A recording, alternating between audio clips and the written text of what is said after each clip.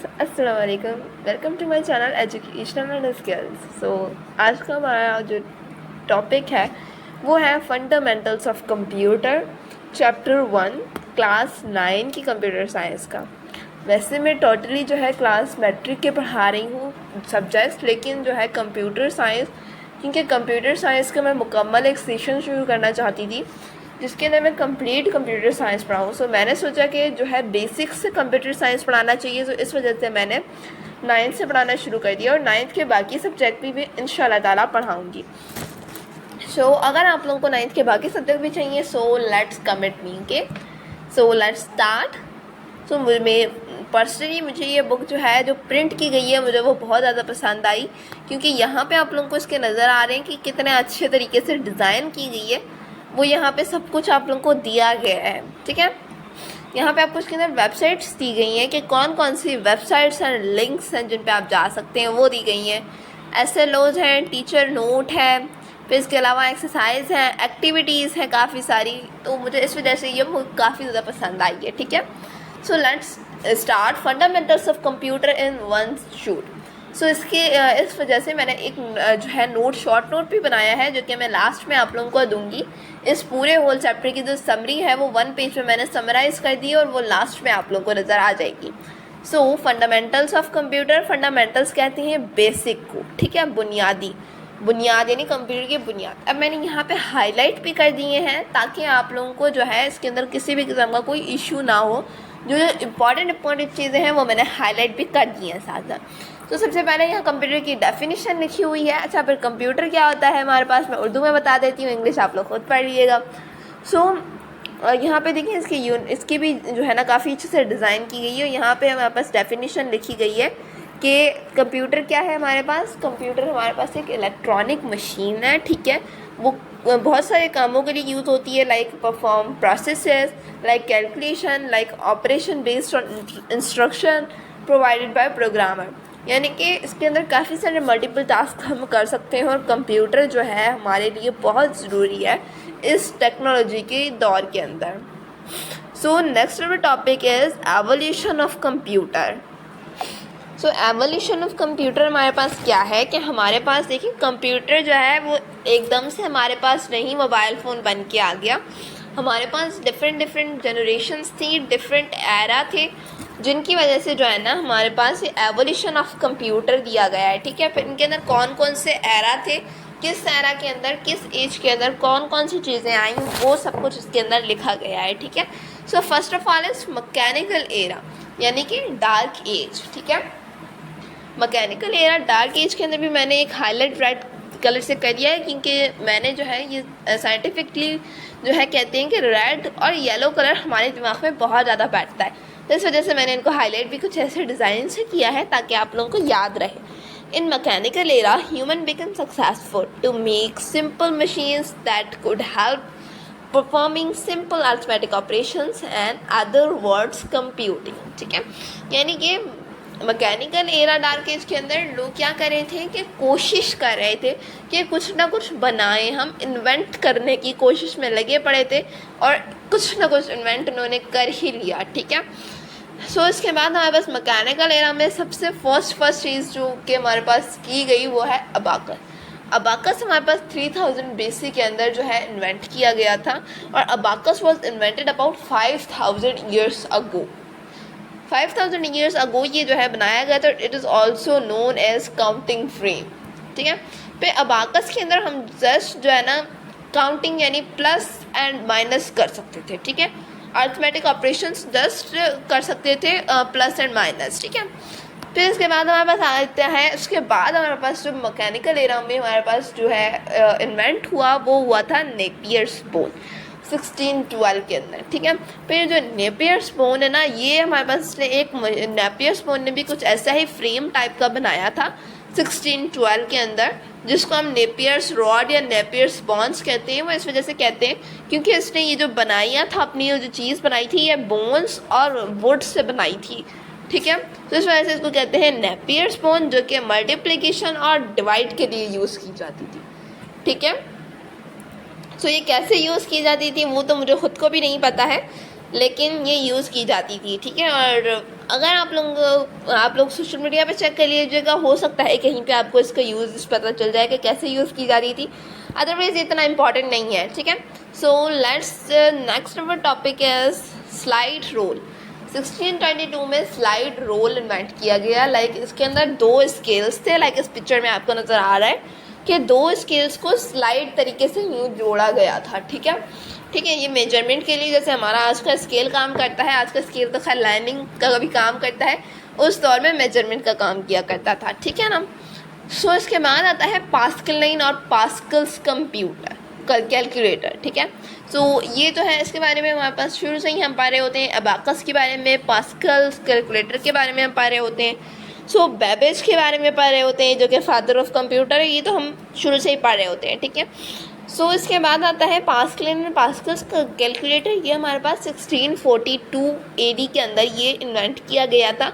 उन्होंने ये जो मशीन है, ये जो है पास्कलाइन इसका नाम रखा था। ये वाली मशीन जो है पास्कलाइन मशीन, ये उन्होंने अपने फादर के लिए बनाई थी। किसने? पास्कल ने अपने फादर के लिए बनाई थी। उनके फादर टैक्स कलेक्टर थे, ठीक है, टैक्स कलेक्टर थे उनके फादर, और इस वजह से उन्होंने बनाई थी ये। फिर उसके बाद आता है लेबनीज़ कैलकुलेटर 1694 AD। 1694 में लेबनीज़ ने कैलकुलेटर बनाया था, ठीक है, जिसका नाम भी लेबनीज़ कैलकुलेटर रखा गया था। यहाँ पे आपको इस फिगर में नज़र आ रहा होगा, कुछ इस तरीके का कैलकुलेटर था, ठीक है। फिर it was the first calculator that could perform all 4 basic arithmetic operations. Mathematics में, अरिथमेटिक में कौन कौन से होते हैं? Addition, subtraction, multiplication and division. ये एक ऐसा पहला जो है ना कैलकुलेटर था जो ये चारों चीज़ें एक साथ कर सकता था, क्योंकि हमने देखा कि एबेकस सिर्फ 2 अरिथमेटिक कर सकता था, plus and minus, add and subtract, Napier's bone, multiply and division. So इसने लेबनीज़ ने क्या किया कि इन चारों चीज़ों को मर्ज करके कैलकुलेटर बना दिया, लाइक दिस, ओके। सो इसके बाद आता है बेबेज डिफरेंट एनालिटिकल इंजन्स 1822 से 1837 AD तक, ठीक है। हमारे पास ये लास्ट जो है मैकेनिकल एरा के अंदर इन्होंने जो है बहुत ज़्यादा काम किया मैकेनिकल एरा डार्क एज के अंदर, और इन्हीं की बदौलत हमने इलेक्ट्रो मैकेनिकल एरा के अंदर आए। फिर बेबेज को हम जो है कंप्यूटर का फादर भी कहते हैं, क्योंकि इन्होंने एक फर्स्ट कंप्लीट कंप्यूटिंग मशीन बनाई थी, यानी कि मुकम्मल कंप्यूटिंग मशीन। लाइक ये आपको नज़र आ रहा होगा बेबेज डिफरेंस इंजन या बेबेज एनालिटिकल इंजन, इनके नाम थे कंप्यूटर्स के। और इन्हीं की बदौलत हम मैकेनिकल एरा से निकल के इलेक्ट्रोमैकेनिकल एरा में आए। इलेक्ट्रोमैकेनिकल एरा 19th सेंचुरी के बीच में हुई थी, ठीक है। फिर इसको मिडिल एज भी हम कहते हैं, ठीक है। फिर इसके बाद हमने इस एरा में क्या किया था कि इस एरा में साइंटिस्ट जो है थोड़ा सा मज़ीद जो है हम कह सकते हैं कि मज़ीद थोड़ा डेवलप किया कंप्यूटर को, ठीक है। फिर इसके बाद इसके अंदर इस एरा के अंदर काम किया था हरमेंस हॉलेरिथ टैबुलेटिंग मशीन इन्होंने जो है बनाई थी, ठीक है। हरमैन ने ये बनाई थी 1890 में, 1890 AD के अंदर इन्होंने ये अमेरिकन इन्वेंटर थे हरमन हॉलेरिथ, ठीक है, इन्होंने 1890 में ये बनाई थी। और फिर इसका क्या काम था इस मशीन का, ये किस लिए काम करती थी? सो यहाँ पे काफ़ी डिफ़िकल्ट वर्डिंग में लिखा हुआ है, सो इसलिए मैंने इजी वर्डिंग में यहाँ पे लिख दिया है। यहाँ पे आप लोगों को ये नज़र आ रहा होगा, ठीक है। सो मशीन डिज़ाइंड, यहाँ पे आपको ये नज़र आएगा, machine designed to assist in and summarising information stored in punch card. यानी कि ये एक ऐसी मशीन थी जो कि हम इतनी बड़ी कोई भी डेटा देते थे तो उसको वो समराइज़ करके हमें कार्ड्स की शक्ल में दे देती थी। सो ये मशीन हमारे पास जो है इलेक्ट्रोमैकेनिकल एरा की मशीन थी, ठीक है। फिर इसके बाद यहाँ पे हम अगर आ जाएँ इलेक्ट्रॉनिक एरा के अंदर, मॉडर्न एज के अंदर, तो मॉडर्न एज भी अभी भी चल रहा है, ठीक है ना। सो इसके अंदर मॉडर्न एज के अंदर हमारे पास क्या हुआ था, इसके अंदर क्या हुआ था, इलेक्ट्रॉनिक एरा मॉडर्न एज के अंदर क्या हुआ था कि the advancement in the vacuum और electron tube give birth to the electronic era. यानी कि वैक्यूम और इलेक्ट्रॉनिक ट्यूब की बनाने के बाद हमारे पास क्या हुआ था कि हमारे पास हम इलेक्ट्रॉनिक एरा में एंटर हो गए थे, ठीक है ना। ये एरा हमारे पास ट्रू कंप्यूटर्स यानी कि कंप्यूटर्स का दौर ये एरा कहलाता है। इस एरा के अंदर हुई थी जनरेशन्स, ठीक है। टोटल 5 जनरेशन्स इस एरा के अंदर अभी तक हैं, ठीक है। फर्स्ट जनरेशन हुई थी 1940 से 1956 तक, ठीक है। फर्स्ट जनरेशन हमारे पास तब हुई थी। फिर उसके बाद based on the vacuum first generation computers are very large in size, means के बहुत बहुत बहुत यूज थे। यहाँ पे आपको उनके कुछ नाम भी दिए गए हैं, ठीक है। ये बहुत ज़्यादा बड़े थे हमारे पास, ठीक है।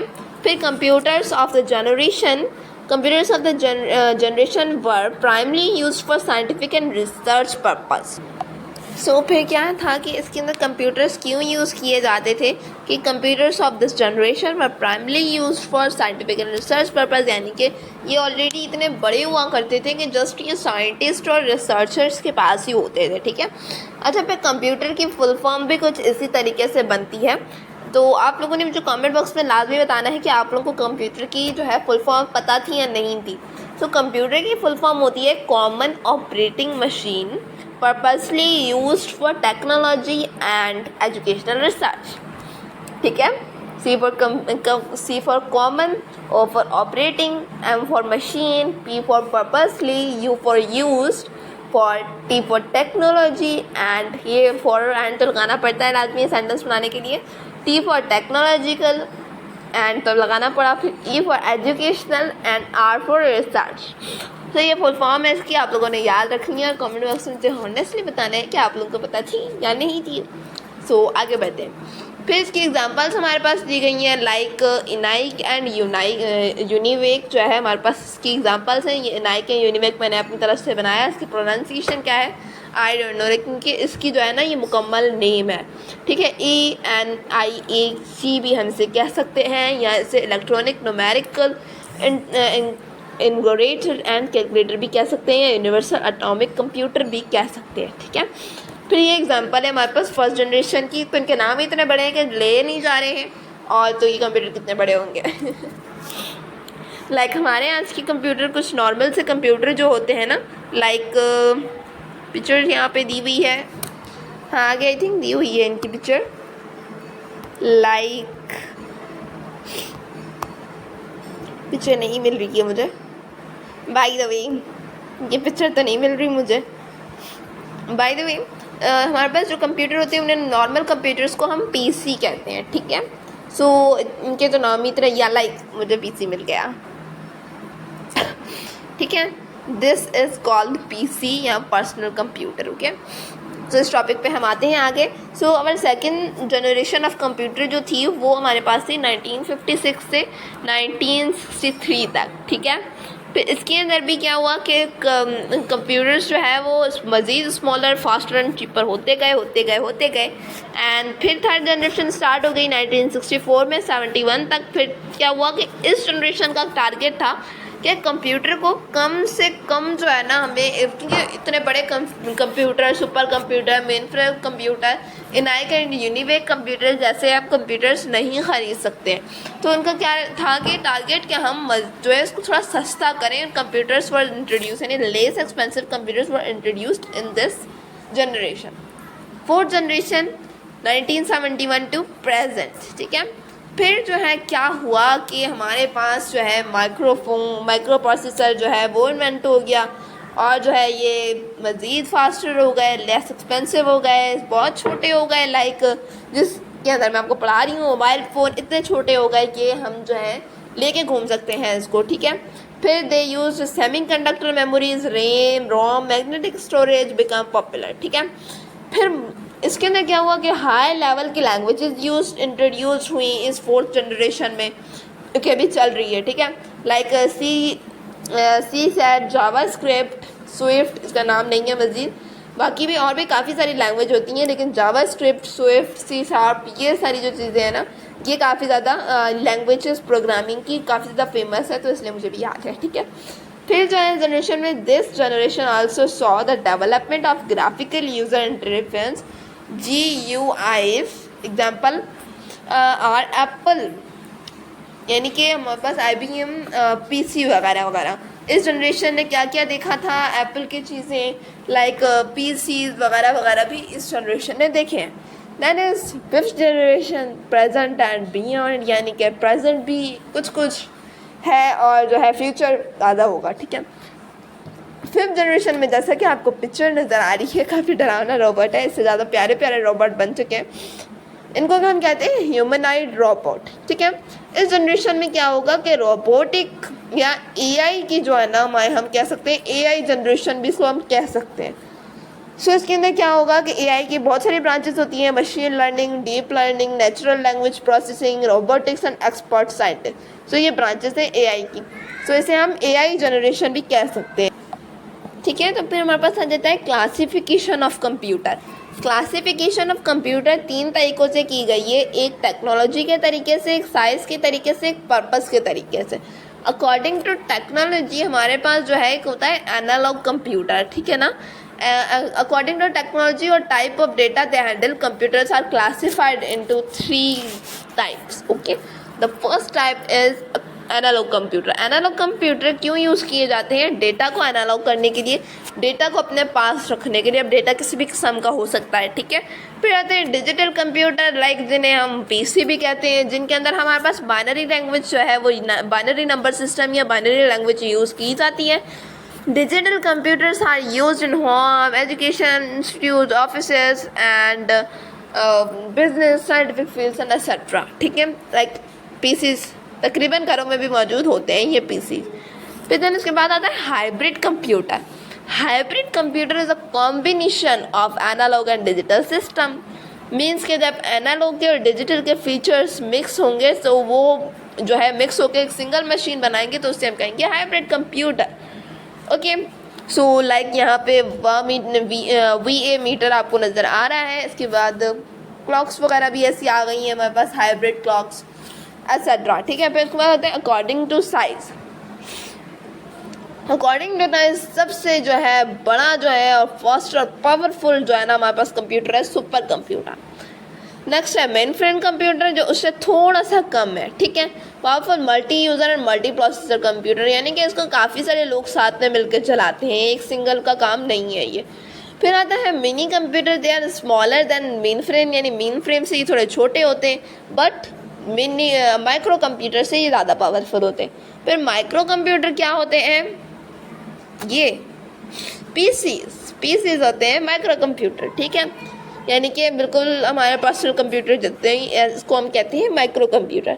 फिर अकॉर्डिंग टू पर्पस, यानी कि अकॉर्डिंग टू पर्पस यानी किस किस काम के लिए यूज़ है। अकॉर्डिंग टू पर्पस इनको 2 कैटेगरीज में डिवाइड किया गया है, जनरल एंड स्पेशल। जनरल वो होता है जो काफ़ी सारे काम साथ में जो है ना कर सके, काफ़ी सारे टास्क को एक साथ हैंडल कर सके। फिर स्पेशल वो होता है जो एक ही काम के लिए बनाया जाता है, लाइक ये व्हील अलाइनमेंट मशीन, यानी कि पहिए लगाने की मशीन जो होती है, ये जस्ट इसका एक स्पेशल पर्पज़ है, ये मुझे कैलकुलेशन करके नहीं दे सकती। एंड जनरल पर्पज़ मुझे हर काम कर सकती हूँ, मैं उसके अंदर गेमिंग कर सकती हूँ, मैं उसके अंदर पिक्चर एडिट कर सकती हूँ, वीडियो एडिट कर सकती हूँ, एट्सेट्रा। बहुत सारे गेमिंग कर सकती हूँ और भी एट्सेट्रा बहुत सारे काम मैं इस कंप्यूटर जनरल कंप्यूटर के अंदर कर सकती हूँ। मोबाइल फ़ोन भी एक जनरल कंप्यूटर ही है जिसके अंदर मैं काफ़ी सारे टास्क कर सकती हूँ साथ में, ठीक है। सो यहाँ पे लिखा हुआ है कि therefore various task like word processing, typing and editing, payrolls, account, inventory control etcetera. हम बहुत सारी चीज़ें इसके अंदर जनरल के अंदर साथ कर सकते हैं, और स्पेशल यानी कि एक ही काम वो कर सकता है। फिर then is role of computer. So इसके अंदर role of computer in different fields of life. Computer हमारे पास काफ़ी सारे फील्ड्स में काम कर रहा होता है, ठीक है ना। लाइक हमारे पास फील्ड्स हैं यहाँ पे, education, e commerce, manufacturing, medical, entertainment, communication, engineering, agriculture, architecture, business, defence and sports and हर जगह हमारे पास ये काम होता है।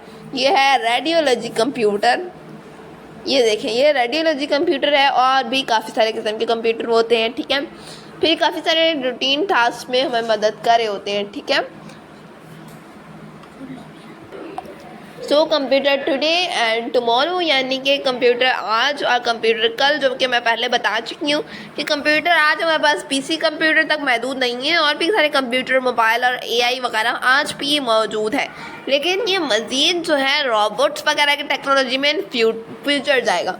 एआई आर्टिफिशियल इंटेलिजेंस हमारे पास आज भी मौजूद है, ठीक है। फिर रोबोट्स जो है वो इन फ्यूचर हमारे पास आएंगे, और कुछ जगहों पे आज भी मौजूद हैं, ठीक है। फिर आते हैं वायरलेस कम्युनिकेशन, जो कि हम आज कर रहे हैं 4G 5G नेटवर्क से, है ना। So this is called the wireless communication. Then आता है वर्चुअल रियलिटी, ठीक है। Virtual reality is an artificial environment that is created with software, यानी कि वर्चुअल रियलिटी क्या होता है कि हम जो है एक आर्टिफिशियल एनवायरनमेंट बनाएं कि जहाँ हमारे पास दुनिया नहीं है लेकिन हम जो है वहाँ पे सरवाइव कर सकते हैं। लाइक हम मार्स पे दुनिया बनाने की कोशिश कर रहे हैं। सो इन फ्यूचर ये भी हमारे पास जो है होगा। फिर देन आता है करियर्स इन IT फील्ड। जैसा कि हमने क्लास 9 के बायोलॉजी में करियर्स इन बायोलॉजी पढ़ा था, वैसे ही careers in IT field, IT कहते हैं इंफॉर्मेशन टेक्नोलॉजी को। सो कौन कौन से करियर्स इसके अंदर हैं? सो करियर्स इन IT फील्ड, यानी कि IT फील्ड में हम क्या कर सकते हैं, यानी कंप्यूटर साइंस में कौन कौन सी जॉब्स हैं हमारे पास, क्या क्या हम बन सकते हैं, कौन कौन से बिजनेस हम कर सकते हैं, वगैरह वगैरह इसके अंदर बताया गया है।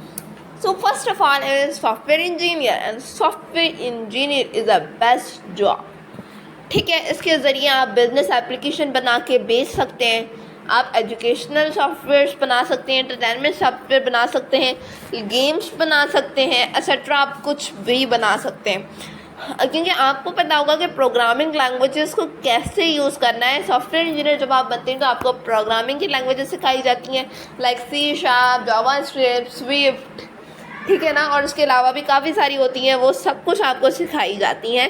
सो इस वजह से आप इजीली कोई भी एप्लीकेशन जो है ख़ुद से बना सकते हैं, दैन इसको खुद से पब्लिश करके भी अर्निंग कर सकते हैं। और इसके अलावा आप पूरी की पूरी एप्लीकेशन को ही जो है सेल करके आप पैसे कमा सकते हैं। Next is network administrator.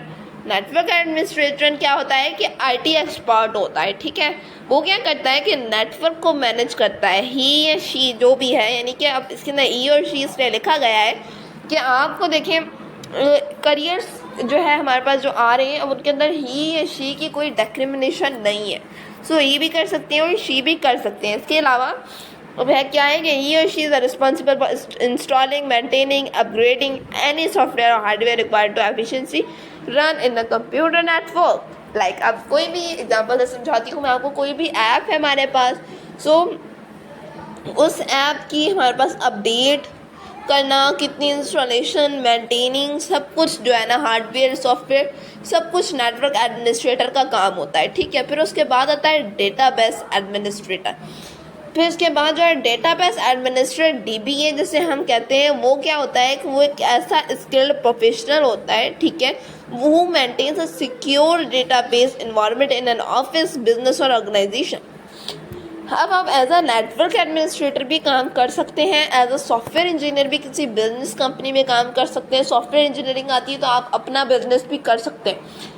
फिर उसके बाद डेटाबेस एडमिनिस्ट्रेटर भी किसी बिजनेस में, किसी ऑर्गेनाइजेशन में, किसी ऑफिस में आप एज अ डेटाबेस एडमिनिस्ट्रेटर काम कर सकते हैं। फिर इसके बाद आता है वेब डिज़ाइनिंग। वेब हम कहते हैं in short world wide web, WWW को, www. etc. जो भी हम कहते हैं उसे हम कहते हैं वेब। यहाँ से हम नॉर्मल उसके अंदर वेबसाइट भी कहते हैं, ठीक है। सो वेब डिज़ाइनर हम अपनी वेबसाइट बना के भी कुछ भी हमें, जैसे अब मैं कुछ भी ई-कॉमर्स से कुछ भी बाइंग एंड सेलिंग करते हैं हम, सो वेबसाइट्स भी होती हैं हमारी।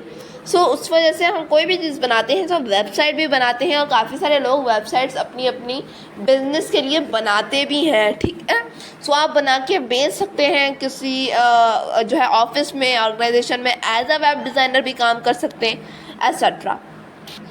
फिर उसके बाद आता है ग्राफिक डिज़ाइनर। ग्राफिक डिज़ाइनर क्या करता है हमारे पास, ये image graphic is another word for image, यानी इमेज को बनाने, इमेज को डिज़ाइनिंग करने को हम कहते हैं ग्राफिक डिज़ाइनर। अब ये आप एडवर्टाइजमेंट, किसी भी चीज़ की एडवर्टाइजमेंट, अब कोई भी सेंटर होता है या कोई भी जगह होती है, तो उसके कोई भी रेस्टोरेंट हमारे पास होता है, सो क्या होता है कि उसका हमारे पास ग्राफिक डिज़ाइनर जो होता है वो क्या करता है, हमें एक चार्ट सा बना कर देता है, ठीक है ना। एक चार्ट सा हमें बना कर देता है एडवर्टाइजमेंट के लिए, फिर उसके हम वो पैसे चार्ज करता है। So as a graphic designer आप कोई भी काम कर सकते हैं, ठीक है। सो जो है आप किसी जगह पे, किसी बिजनेस में एज अ ग्राफिक डिज़ाइनर काम कर सकते हैं, आप किसी ऑर्गेनाइजेशन में काम कर सकते हैं, आप अपना खुद का काम भी, अपना खुद का बिजनेस भी कर सकते हैं। और ठीक है, फिर उसके बाद आता है information security analyst. Information security analyst क्या करता है कि वो लोगों के नेटवर्क्स को प्रोटेक्ट करता है। लाइक आप किसी भी एप्लीकेशन के अंदर, आपने जब प्ले स्टोर आप खोलते हैं, सो आप मैं आप लोगों को उसके अंदर करके दिखाती हूँ प्ले स्टोर के अंदर। लाइक अब यहाँ पे कोई भी हमारे पास ऐप है, ठीक है, अब वो ऐप लाइक डुओलिंगो। अब डुओलिंगो हमारे पास लैंग्वेज लेसन्स के लिए बेस्ट होता है, ठीक है। अब लाइक मैंने इसको जो है ना, ये मैंने इंस्टॉल कर लिया, ठीक है। यहाँ पे आपको नज़र आ रहा होगा वेरीफाइड बाय प्ले प्रोटेक्ट, ठीक है। वेरीफाइड बाय प्ले प्रोटेक्ट, इसका क्या मतलब होता है, ये कौन कर रहा होता है, ये हमारे पास ये काम कर रहा होता है, ठीक है।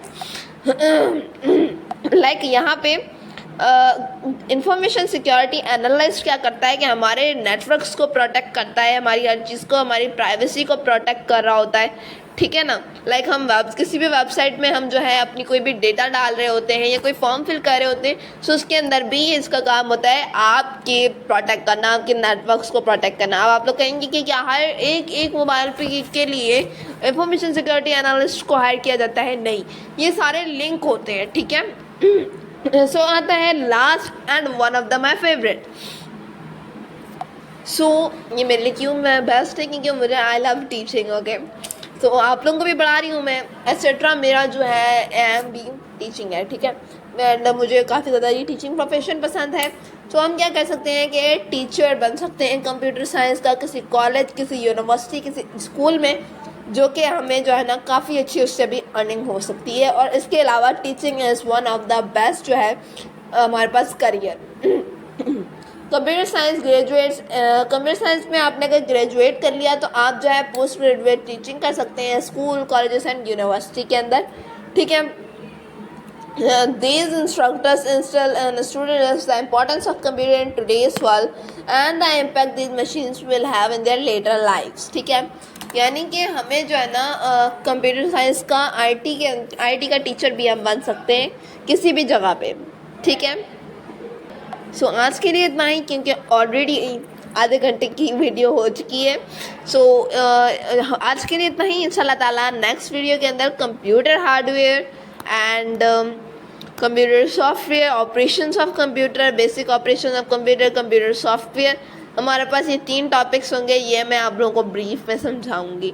मैं बहुत कोशिश करती हूँ कि वीडियो बहुत छोटी बनाऊँ, एंड मैंने कंप्लीट तैयारी भी कर ली थी, क्योंकि देखिए आप लोगों को नज़र आ रहा होगा कि मैंने बाकी भी चीज़ें यहाँ पे हाईलाइट कर रखी हैं। सो मैंने मुकम्मल कोशिश की कि मेरे पास जो है ना मैं कंप्लीट कर लूँ ये 1 शूट में, लेकिन नहीं हो सका। ऑलरेडी वीडियो इतनी लंबी हो गई, और मेरा ये जो है ना मकसद होता है कि वीडियो जितनी छोटी हो उतना बेस्ट होता है, ठीक है। बाकी मैट्रिक क्लास के भी मेरे पास जारी हैं, और 9th क्लास के भी अगर आप लोग मज़ीद पढ़ना चाहते हैं तो let me know in the comment section, ठीक है। तब तक के लिए अल्लाह हाफ़िज़, दुआओं में याद रखिए। हम मिलते हैं नेक्स्ट वीडियो में। अल्लाह हाफ़िज़।